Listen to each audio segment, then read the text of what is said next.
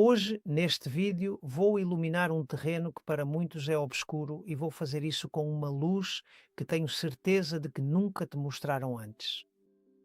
Veja, vim falar com você sobre a depressão e sobre essa apatia que deixa quem sofre dela sem forças.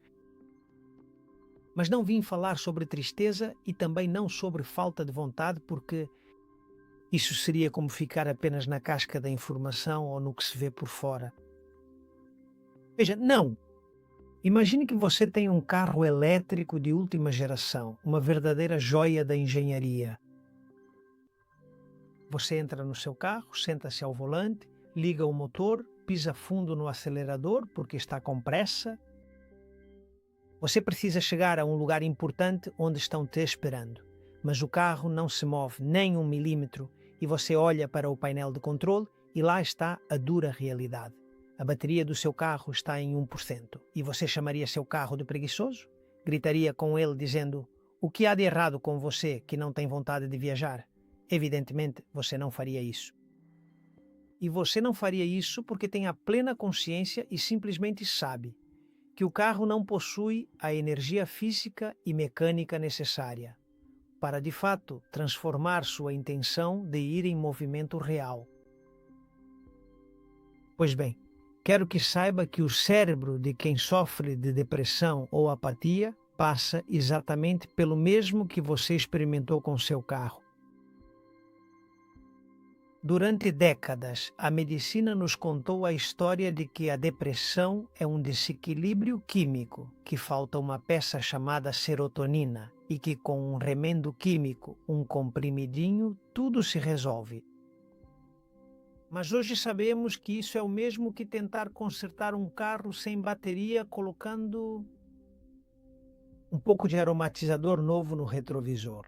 Essa é a comparação. E o problema real é muito mais profundo do que a falta de serotonina. É um verdadeiro apagão na usina elétrica pessoal de quem sofre com isso. E é importante que você entenda isso muito bem. A depressão não é um estado de ânimo, é um déficit termodinâmico.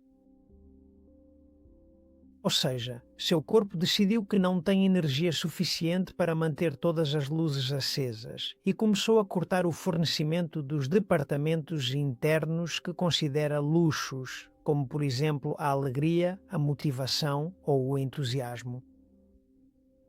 O sistema A, obrigado. O organismo acabou entrando em um estado de economia de energia forçado, em uma forma de greve de zelo biológica, simplesmente porque sua bateria celular agora encontra-se em seu nível mais baixo. E para que você entenda por que eu digo que a sua tristeza, ou a tristeza de quem sofre essa situação, tem uma voltagem, preciso te apresentar a dois homens que realmente estão revolucionando a ciência oficial. Por um lado, gostaria que você conhecesse o Dr. Chris Palmer. Chris é professor na Faculdade de Medicina de Harvard e dirige o departamento de pós-graduação do Hospital McLean. Mas muito além de todos esses títulos e méritos, Chris é um psiquiatra que passou décadas receitando remédios que muitas vezes só serviam para adormecer o sintoma. E ele se sentia frustrado porque via que seus pacientes não se curavam de verdade e percebia que o único resultado era que eles apenas conseguiam sobreviver. Até que um dia ele decidiu parar de olhar para os livros de psicologia e começou a observar o que acontecia com o combustível do cérebro. E aí? É onde entra em cena o meu outro grande referencial, uma figura, que para mim é quase como um herói da ciência, o Dr. Douglas Wallace. Douglas não é apenas um cientista, é um visionário que ousou questionar o dogma central da biologia moderna, quando ninguém mais o fazia. Imagine só, há mais de 40 anos, quando toda a comunidade científica estava absolutamente obcecada com o núcleo da célula e todos estavam convencidos de que ali, naqueles 23 pares de cromossomos que recebemos dos nossos pais, estava escrita de forma inevitável a nossa condenação ou a nossa salvação. Mas Wallace decidiu olhar para outro lado e se concentrou naqueles milhares de pequenos motores que vivem fora do núcleo e descobriu algo que mudou completamente a história da medicina. Ele descobriu que essas estruturas têm, cada uma delas, seu próprio DNA. Ou seja, para que você entenda, ele descobriu que possuem um material genético independente, uma espécie de manual de instruções próprio e privado que cada um de nós herda, exclusivamente de nossas mães. Essa descoberta permitiu a Wallace entender que somos, antes de tudo, um fluxo constante de energia e, através de suas décadas de pesquisa em instituições de elite como o Hospital Infantil da Filadélfia, Wallace demonstrou que a medicina vinha há mais de um século, cometendo um erro de enfoque gravíssimo. Enquanto o sistema médico oficial e tradicional insistia no modelo puramente anatômico e estrutural, ou seja, em buscar obsessivamente qual peça específica da engrenagem de um carro quebrou, se é o coração, o fígado ou talvez o cérebro, Wallace apresentou e propôs para todos nós o inovador modelo bioenergético. E o que ele nos diz com sua teoria é que, se a produção de energia nesses pequenos motores cair apenas um pouco abaixo de um nível crítico, o órgão mais exigente do seu corpo será o primeiro a dar sinais de falha. E como você já sabe, seu cérebro é o consumidor de energia mais voraz que você tem. Por isso Wallace sustenta. Obrigado.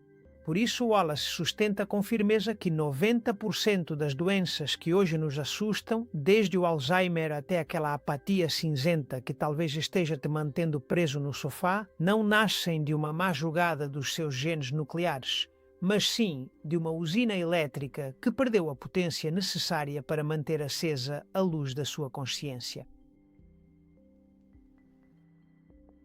Agora, e para tornar tudo um pouco mais agradável, gostaria que você imaginasse esses dois gênios, Palmer e Wallace, se encontrando aqui, no meu laboratório. E você agora imagine Palmer com aquele seu olhar profundo e cansado de quem já viveu muito e testemunhou de perto as diversas formas do sofrimento humano, nos corredores históricos de Harvard, dizendo calmamente ao seu amigo Wallace: Douglas, meu caro amigo, eu sinto que os meus pacientes estão completamente apagados e sem vida. E não é que eles não queiram reagir, é que simplesmente não possuem mais forças para tal, porque acabaram perdendo aquele brilho especial nos olhos, aquela centelha vital e vibrante que te faz pular da cama todas as manhãs. O que se pode fazer então? E o Wallace então responde com toda a calma de quem finalmente encontrou a verdadeira raiz de tudo e diz: Olha, Chris, o que acontece é que as pilhas deles estão falhando seriamente. E é exatamente isso o que você costuma chamar de depressão. Diz Wallace, eu chamo isso de falta de fluxo de elétrons. Muito simples, se a voltagem cai, a mente se apaga. E atenção a isso, a mente se apaga. Mas o que exatamente é que se apaga? Onde estão essas pilhas das quais Wallace fala? E para entender isso, precisamos descer ao nível mais profundo da nossa biologia. E aqui quero que você visualize isso comigo. Veja, dentro de cada uma das nossas células, de cada uma das suas células, existem umas estruturas pequeninas, muito pequenas, que nos livros de texto chamamos de mitocôndrias.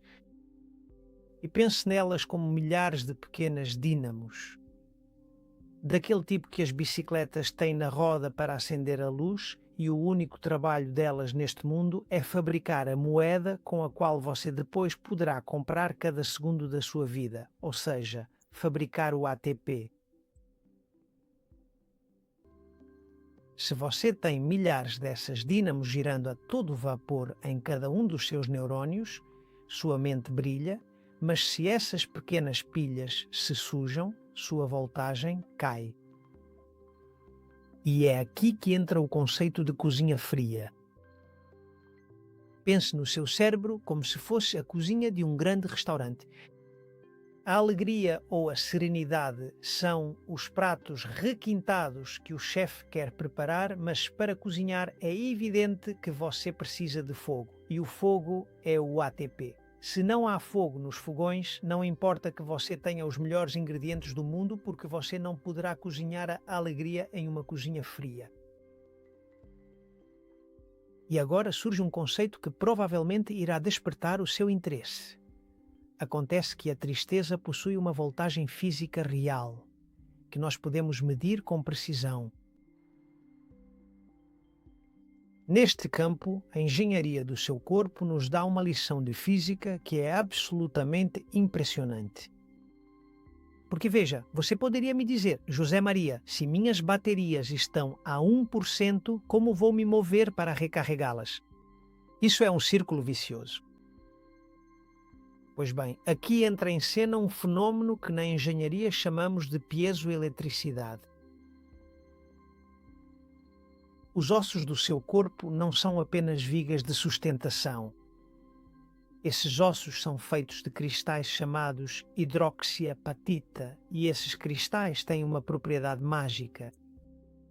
Sempre que você os pressiona com firmeza, ou quando os comprime mecanicamente ao caminhar ou se mover de um lado para o outro, eles acabam gerando automaticamente uma pequena voltagem elétrica constante. E isso é muito interessante porque, se você pensar com calma, vai perceber que isso quebra o mito de "vou esperar ter vontade". Refiro-me àquele famoso ditado que muita gente já deve ter usado ou ouvido: "Não caminho porque não tenho energia". E a realidade é que, graças a isso, você gera energia porque caminha. Pois bem, ao colocar o pé no chão, a pressão sobre seus ossos age como o clique de um acendedor de fogão. A faísca piezoelétrica que se produz é a que envia o sinal de despertar para suas mitocôndrias, para que saiam da inatividade. E isso é uma realidade que, para a física, é quase um princípio. É o movimento que gera a corrente e não o contrário. Cada um de nós é como uma lanterna de dínamo. Se não girarmos a manivela, não produzimos luz. E uma vez que chegamos até aqui, agora preciso te apresentar algo que é vital para que você compreenda que, para recuperar sua soberania, precisa conhecê-lo: o RH2. E esse RH2 nasceu em um dos laboratórios de bioquímica mais rigorosos do início do século XX. E o homem por trás dessa medida foi o bioquímico americano William Mansfield Clark. Na década de 1920, Clark buscava uma forma de medir a pressão dos elétrons de maneira semelhante, assim como o pH mede a concentração de prótons. E então ele propôs o termo RH2, que, explicado em palavras simples, é a ferramenta para medir o potencial de oxidação-redução relativo, ou seja, a forma de descrever o logaritmo negativo da pressão parcial de hidrogênio gasoso que estaria em equilíbrio com o sistema. Eu sei, complicado, não é mesmo? Mas não é nada complicado. Vou te explicar de forma bem simples. Pense no RH2 como se fosse um instrumento que mede quanta força de impacto tem seus elétrons. Imagine agora que cada uma de suas células seja como um cômodo bem espaçoso, onde está acontecendo uma grande e animada festa. Nessa festa, os elétrons são os convidados que trazem a alegria e a música, ou seja, a energia. A oxidação é a fumaça e o lixo que vai se acumulando na festa.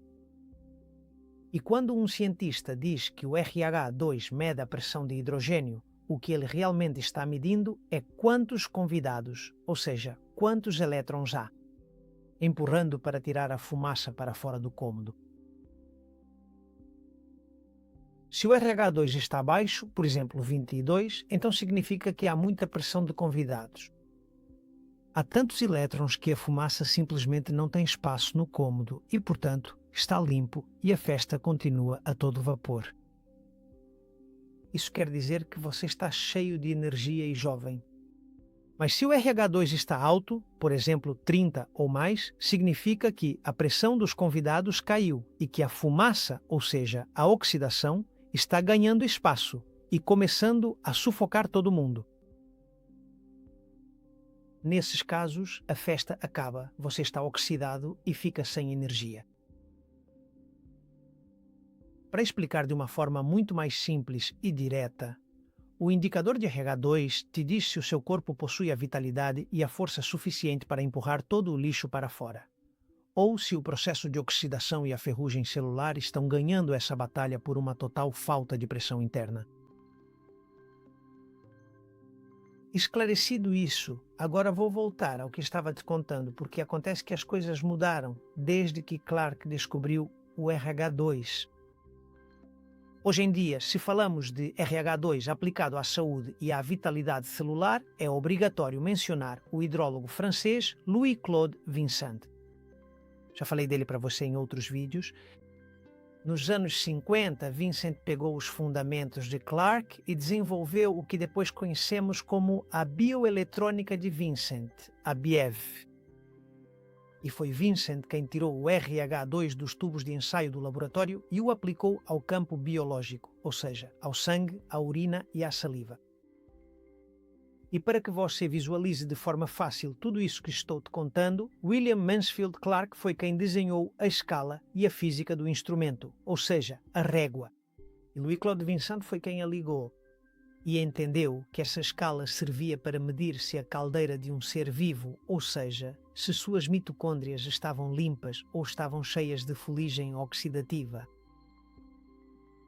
Pois bem, a realidade é que o RH2 é, sem dúvida, uma ferramenta realmente fascinante, pois nos permite atribuir de maneira precisa um número exato à chamada pressão eletrónica, o que é muito útil para entendermos melhor esse conceito.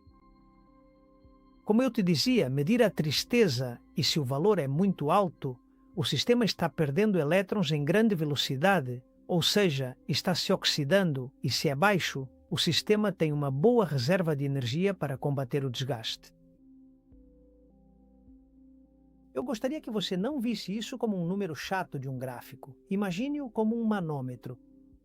Daqueles pequenos, como aqueles reloginhos com um ponteiro que medem a pressão dentro de uma caldeira a vapor em algum sistema de calefação, você já deve ter visto. Quando esse manômetro indica um RH2 muito alto, o que está nos dizendo é que há pressão de oxidação demais dentro das suas células. Nesse caso, penso que a caldeira, o que aconteceu com ela é que ela se encheu de uma fumaça preta e densa que não deixa ver nada e ameaça fazer tudo explodir pelos ares.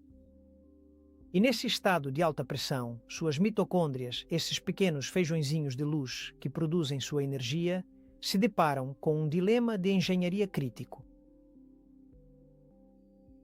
Um RH2 alto é como ter o óleo do motor cheio de limalhas de metal. Se você não limpar esse óleo e não reduzir a oxidação, por mais energia que você gere, o motor vai continuar travando. E aqui você vê a mitocôndria. É uma ferramenta muito inteligente.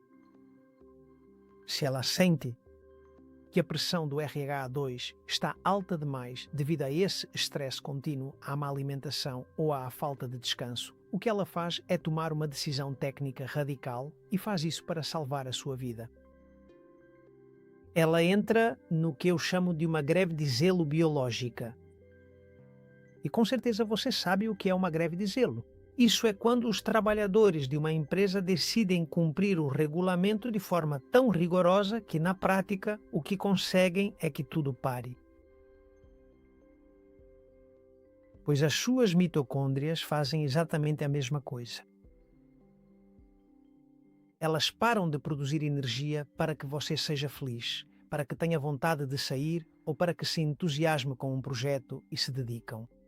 Todo o seu esforço a uma única coisa: fabricar radicais livres para, dessa forma, se defender de toda essa pressão interna. Isso que estou te contando é uma manobra de sobrevivência pura e simples. Sua central elétrica apaga as luzes da consciência. E aqui você vai entender o que quero dizer com luzes da consciência, pois, como eu dizia antes, é aquilo que você chama de alegria ou motivação. E elas são apagadas justamente para evitar que o sistema entre em colapso e queime por dentro. É por isso que eu te digo que a depressão, se você olhar do ponto de vista biofísico, na verdade é um mecanismo de defesa do seu próprio organismo. E você pode me perguntar, como você pode ter tanta certeza disso que está me dizendo? Olha, eu posso te afirmar isso porque a ciência de ponta, com o Dr. Robert Naviaux à frente na Universidade da Califórnia, descobriu o que ele chama de resposta de perigo celular. Naviaux demonstrou que nossas mitocôndrias não são pilhas mudas. Ele descobriu que elas são sensores e, além disso, são ultrassensíveis.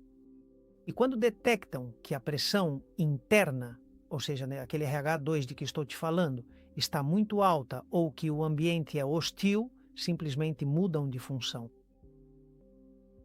Como eu te dizia, elas param de produzir energia para o exterior e se fecham em uma verdadeira fortaleza de defesa. Pense nisso usando esta analogia técnica. Imagine o quadro de distribuição elétrica da sua própria casa. Em sua casa, você tem um contrato de fornecimento de energia, mas de repente se esquece e liga o forno, a máquina de lavar roupa, o ar-condicionado, o ferro de passar roupa e a televisão. O que acontece depois? Bem, as viagens diferenciais. O sistema corta a energia de forma automática e faz isso para evitar que os cabos queimem e que a casa pegue fogo. É um sistema de proteção que todos conhecemos. Agora, aplique esse sistema de proteção ao corpo. Acontece que o seu cérebro é o órgão mais caro de manter. Consome 20% de toda a sua energia e dentro desse orçamento acontece que a alegria, o entusiasmo e a motivação são os eletrodomésticos que mais consomem. Eles são, essencialmente, um luxo biológico e, no momento exato em que suas mitocôndrias detectam que não há potência extrema suficiente, o sistema de segurança do seu cérebro acaba desarmando.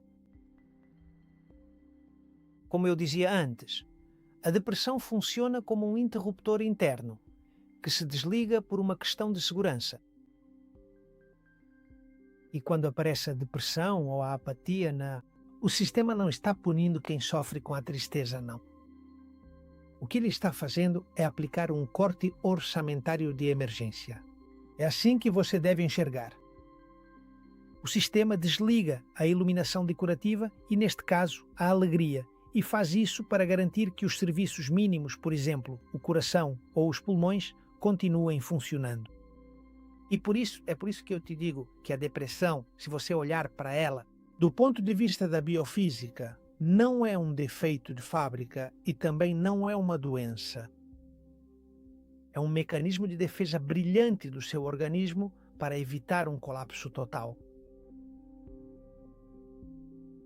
Como bem diz o Dr. Douglas Wallace, a consciência e o ânimo são propriedades que só emergem quando há um excedente de energia e se não há excedente, não há festa. Assim, quando alguém se sente totalmente no escuro, não é porque essa pessoa seja fraca, mas sim porque o seu sistema é tão inteligente que preferiu diminuir a luz aos poucos, antes que os seus circuitos internos se queimem. Quem sofre de depressão, na verdade, não está mal psicologicamente falando. O que acontece é que seus motores reduziram as rotações ao mínimo para que a caldeira não exploda. Suas mitocôndrias estão em uma greve de zelo. E o que percebe como uma falta de vontade de viver, tecnicamente, é apenas uma greve de braços cruzados das suas próprias células. Entenda bem, e tudo isso é assim porque o ambiente em que vivem está ácido demais e oxidado demais. Vou te dizer de outra forma. Essa tristeza persistente, esse tom acinzentado que se instala e não vai embora, mesmo que as circunstâncias mudem, isso é o sintoma de uma central que ficou operando em modo de emergência de forma crônica.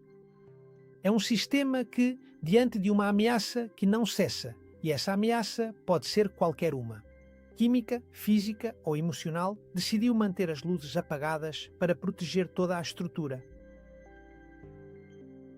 E aqui há algo vital a se distinguir. Uma tristeza pontual por uma perda ou por um momento difícil, isso é uma resposta humana, natural.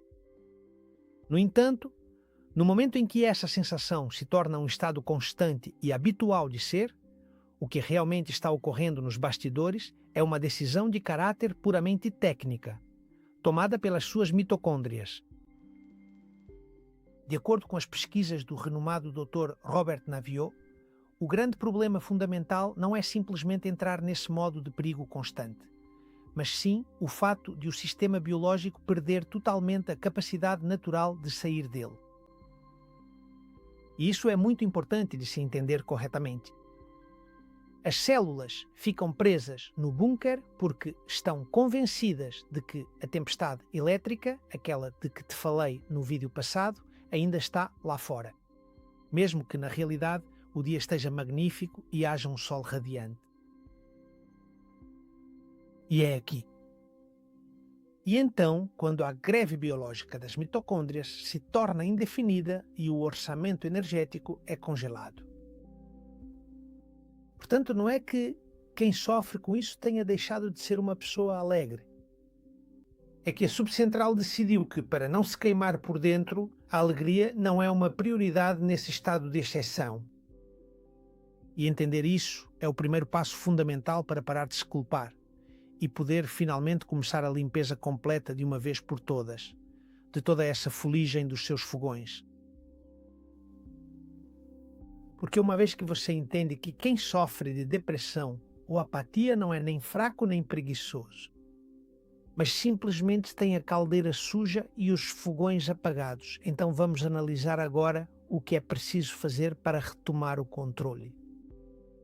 E a missão não é se obrigar a estar alegre, entre outras coisas, porque isso é simplesmente impossível se não houver energia. A missão é dar às mitocôndrias o que elas precisam para voltar a produzir luz. E veja só, hoje eu não vou realmente te dar nenhuma cura mágica. O que vou fazer é te explicar como você pode reparar a infraestrutura para depois encontrar com mais facilidade a solução emocional. E você vai ver que é algo muito simples. Minha proposta é te explicar como realizar o resgate técnico de você de mim ou da central elétrica. Se a bateria de um carro está morta, por mais que você converse com o carro, o anime ou troque o óleo, esse carro não vai ligar. Pois bem, essas medidas que vou te passar são as verdadeiras garras para que o sistema volte a ter voltagem. Uma vez que há voltagem, então, e só então a pessoa poderá começar a fazer terapia, tomar decisões ou retomar sua vida. Ou seja, este é o primeiro passo, o passo inicial para poder sair. E aqui, o primeiro objetivo neste primeiro passo, nesta primeira fase, é conseguir baixar a pressão do RH2. E para isso, preciso de falar sobre a água e o sal virgem.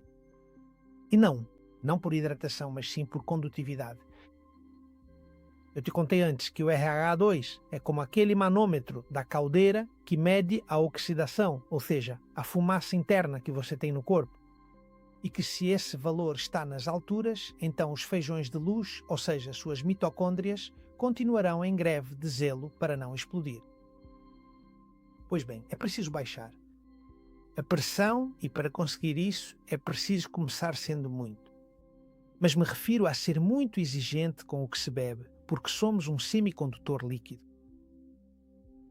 E para que a eletricidade que seus ossos geram, a piezoeletricidade, aquela que eu te comentei, possa viajar até o cérebro, a água das células precisa ser um condutor eficiente de eletricidade.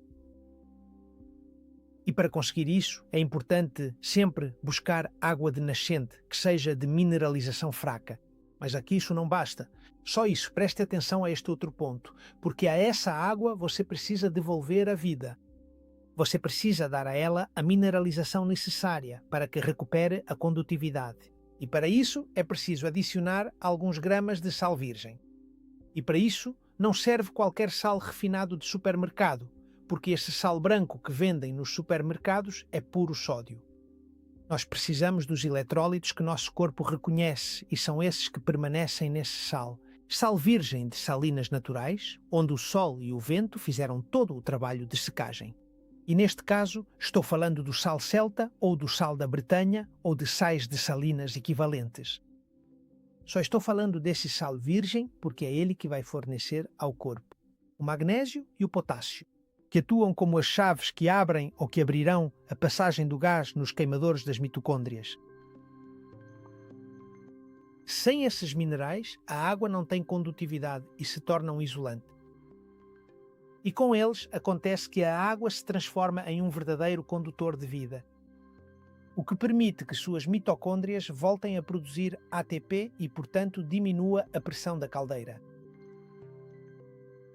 O ato de adicionar água mineral de nascente com sal é exatamente como substituir a fiação antiga e enferrujada de uma casa por cabos de fibra óptica de altíssima qualidade. Com isso, você será capaz de otimizar a taxa de transferência de dados de todo o seu sistema nervoso. Mas além dessa hidratação de precisão, as mitocôndrias também precisam do carregador sem fio da natureza, a luz solar.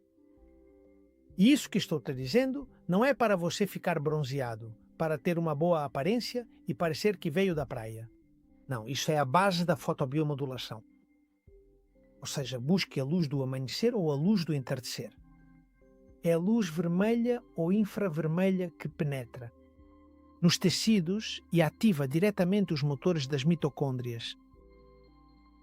Veja, essa luz que, como eu disse, aparece principalmente ao amanhecer e ao entardecer, ativa uma proteína específica na mitocôndria chamada citocromo C, oxidase. E esse é literalmente o dedo que aperta o ON na cadeia de transporte de elétrons. Se você não tem essa frequência de luz, o motor simplesmente, obrigado. Ele fica parado e, portanto, a fotobiomodulação não é uma opção, é uma verdadeira necessidade biológica para poder ligar novamente os motores. E aqui eu te digo o que você já me ouviu falar em outros vídeos. Se você vive em uma região onde o sol não é abundante, existem outras soluções. Primeiro, você tem as lâmpadas de infravermelho. E aqui é importante fazer uma ressalva. A lâmpada de infravermelho não deve ser vista como um luxo, mas sim como um verdadeiro suplemento de luz. Da mesma forma que, se você não se alimenta bem, acaba tomando uma vitamina, se não tem sol, deve suplementar a falta desses fótons que suas mitocôndrias esperam para poder funcionar. Principalmente se você quer sair de uma situação como esta. E para que uma lâmpada funcione como esse dedo que aperta o botão de ligar da citocromo C oxidase, é necessário que ela emita em uma faixa muito específica chamada espectro terapêutico. E aqui, tenha em mente que você vai encontrar dois tipos de lâmpadas infravermelhas. E preste atenção ao que vou te dizer para que você possa escolher corretamente aquela que você precisa, porque veja bem, por um lado, existe a luz vermelha com 160 nanômetros ou nm. E essa luz é uma luz de onda curta que fica na superfície, na pele, no tecido mais externo. É uma luz fantástica para a regeneração, mas para a depressão ou apatia precisamos ir mais fundo.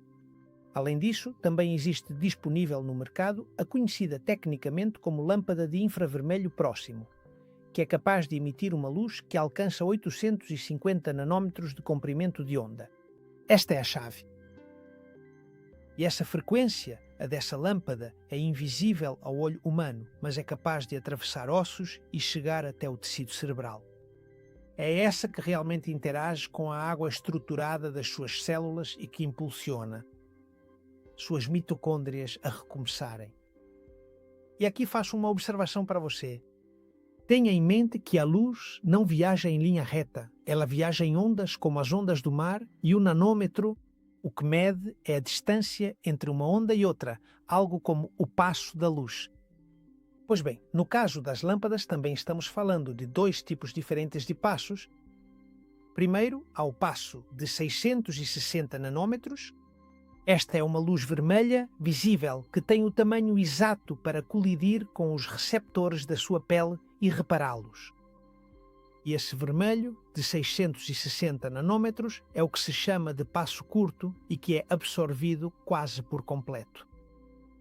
Pela hemoglobina do sangue e pela melanina da pele, para que você entenda, é como tentar atravessar uma parede com uma bola de borracha. Ela rebate ou fica grudada.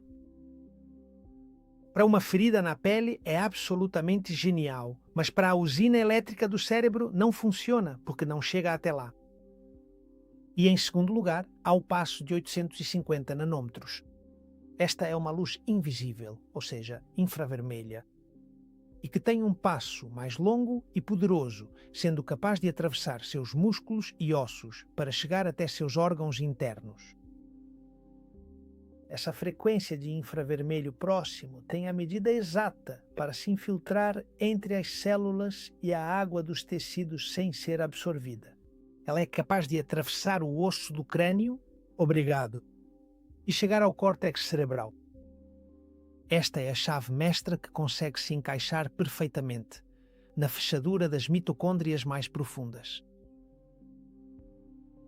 Se a chave, ou seja, o comprimento de onda específico da luz, não tiver exatamente esses nanômetros precisos e exatos, então simplesmente não conseguirá se encaixar perfeitamente no receptor da sua mitocôndria celular e, consequentemente, o motor bioquímico não liga.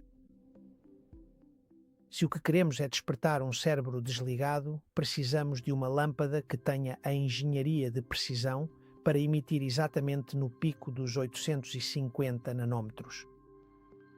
Porque essa é a frequência que tem permissão para atravessar seu crânio e chegar diretamente às suas neuronas.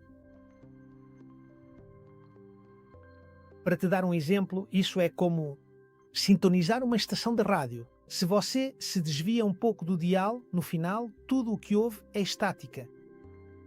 Mas a 850 nanômetros, o sinal chega limpo, o citocromo C oxidase o recebe e o motor mitocondrial finalmente volta a funcionar. Mas há mais uma coisa, não basta apenas ter essa luz. Além disso, é importante que tenha potência, ou seja, irradiância, porque, como você pode entender, de nada adianta ter a frequência correta se depois a intensidade é tão fraca que não chega ao objetivo. Se você não levar isso em conta, isto, no final, pode ser como tentar iluminar o fundo de uma piscina com um fósforo. O que você precisa é de um refletor que tenha força suficiente para empurrar esses fótons para baixo. Por isso, procure por painéis de LED de grau terapêutico e pelas lâmpadas vermelhas antigas, aquelas de filamento, lembre-se. Aquelas que eram de rosquear geram muito calor, que é o infravermelho distante, mas têm pouquíssima intensidade nas frequências que ativam a citocromo C, oxidase. Os painéis de LED atuais permitem que você receba uma dose massiva de fótons logo de início e isso sem queimar a pele. Muito importante. E para que você entenda mais um exemplo, isso é como comparar um jato de água sob pressão, que é o LED, com uma névoa de vapor, que é a incandescente. Para alguém, obrigado. Para quem está com apatia ou depressão, saber que existe uma chave física que pode atravessar o osso e ligar seu motor biológico. É uma informação incrivelmente poderosa e hoje estou te passando isso. Porque tudo isso deixa de ser algo emocional para se tornar uma verdadeira manutenção de hardware que você pode fazer. E esse é o primeiro passo para a recuperação. Mas preste atenção porque ainda existem outros caminhos, além desses que acabei de mencionar, das lâmpadas infravermelhas. E caso você não tenha acesso ao sol ou a uma lâmpada de infravermelho, também servem, por exemplo, as saunas. Mas não qualquer sauna. Só servem as saunas de infravermelho próximo ou NIR. E geralmente são cabines com lâmpadas especiais que não aquecem tanto o ar, mas te bombardeiam com essa luz que penetra em você. São essas que servem para o protocolo de ativação mitocondrial que alguém com ansiedade, tristeza ou depressão precisa. Mas não é só isso, também tem o frio, um banho de água fria de 1 minuto, Não é um castigo, é um verdadeiro reinício forçado do sistema, porque o frio ativa o que chamamos de gordura marrom, que é um tecido composto inteiramente por mitocôndrias. E quando o corpo sente frio, e esse frio é extremo, as mitocôndrias recebem uma ordem de máxima prioridade. Queimem gordura e gerem calor, ou seja, ATP. Assim, tomar um banho de água fria é como dar um empurrão em um carro numa ladeira para que o motor ligue por compressão. Essa é mais uma solução, mas agora vamos ao último ponto, o terceiro ponto do protocolo. Não se esqueça da importância dos elétrons com sua carga negativa. É preciso pisar na Terra sempre que possível e aqui você verá porquê. Me entenda bem, não estou me referindo ou não. Estou te convidando para aquilo que alguns chamam de se conectar com a Mãe Terra num sentido místico? Não. O que estou fazendo é falar com você sobre física, sobre superfícies. A depressão e, sobretudo, a depressão prolongada gera um excesso de carga positiva, ou seja, um excesso de oxidação. E o grounding, o contato com a Terra, é a forma mais simples de esvaziar esse cinzeiro elétrico que carrega quem passa por uma situação como essa. Ao tocar a Terra, os elétrons que têm carga negativa sobem para o seu corpo para neutralizar o RH-ALP. E o que se consegue com uma descarga de pressão é que a mitocôndria sinta que o perigo passou e que você pode sair da greve de gelo. E aqui vai uma solução alternativa. Se você mora em um andar alto, no centro de uma cidade ou não tem um parque por perto, também existe outro caminho. Existem tapetes de conexão à terra ou de grounding e também existem lençóis para que você use na sua cama. São dispositivos técnicos que se conectam à tomada de terra da sua casa e que permitem que você descarregue essa estática e receba elétrons enquanto dorme ou enquanto trabalha. Esta é uma solução de engenharia para um problema de isolamento moderno, nada mais do que isso. Pois bem, você já tem o caminho, mas claro, já nos conhecemos e posso imaginar também o que é mais do que provável que você esteja pensando. E que depois de tudo o que aconteceu com alguém que sofre de depressão ou que sofre de apatia, você deve estar pensando que vir aqui dizer que bebendo água com sal, tomando sol e pisando na terra, a situação se resolve. Isso poderia soar como uma solução simplista, até mesmo como um insulto. Mas aqui, por favor, preste atenção a isto. Eu não estou te dizendo que é preciso ter forças para fazer isso. O que estou te dizendo é que, antes de qualquer coisa, o que precisa ser feito é reparar a fiação. Isso não é uma questão de vontade, isso é uma questão de física. Eu não quero que a pessoa se sinta bem no dia seguinte a começar. O que eu busco é que suas células deixem de estar em modo de sobrevivência para que, finalmente, possa encontrar que tem a voltagem necessária para poder começar a lutar, porque, como te disse antes, está tudo limpo. No seu DNA não há nada além de tirar o pó, tirar a fuligem. E isso é algo essencial para poder sair de uma situação de apatia ou depressão. E eu gostaria que você levasse isso gravado a ferro e fogo. Quem sofre essas situações não é um paciente com uma doença misteriosa, é uma pessoa como você ou como eu, a quem é preciso ajudar. Descobrir que sua apatia é um problema técnico de fornecimento elétrico.